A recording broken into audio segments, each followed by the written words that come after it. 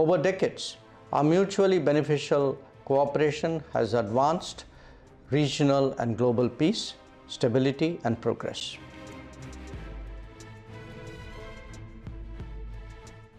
भारत की कूटनीति एक बार फिर वैश्विक मंच पर मजबूती से उभरकर सामने आई, जब भारत के विदेश मंत्री एस जयशंकर ने फ्रांस में आयोजित G7 विदेश मंत्रियों की बैठक में हिस्सा लिया।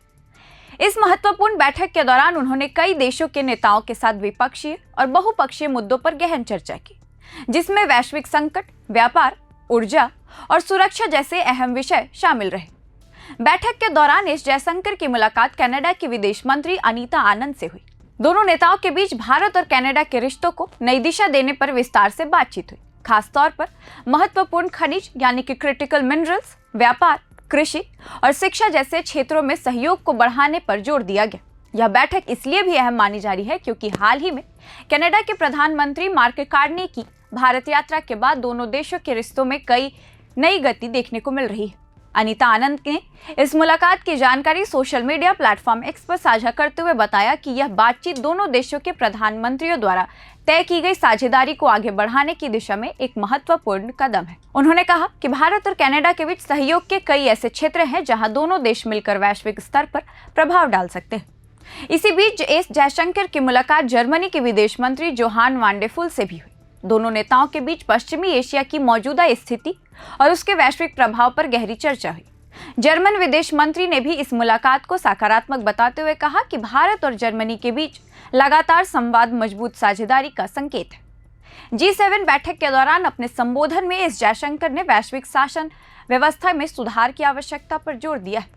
उन्होंने संयुक्त राष्ट्र सुरक्षा परिषद यानी कि UNSC में सुधार, शांति स्थापना अभियानों को अधिक प्रभावी बनाने और मानवीय सहायता की आपूर्ति श्रृंखलाओं को मजबूत करने की तत्कालीन जरूरत को रेखांकित किया है।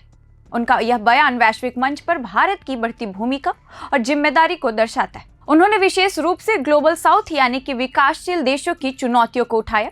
ऊर्जा संकट, उर्वरक की कमी और खाद्य सुरक्षा जैसे मुद्दों को उन्होंने वैश्विक प्राथमिकता बताते की बात कही है। उनका कहना था कि जब तक इन समस्याओं का समाधान नहीं होगा, तब तक दुनिया में संतुलित विकास संभव नहीं।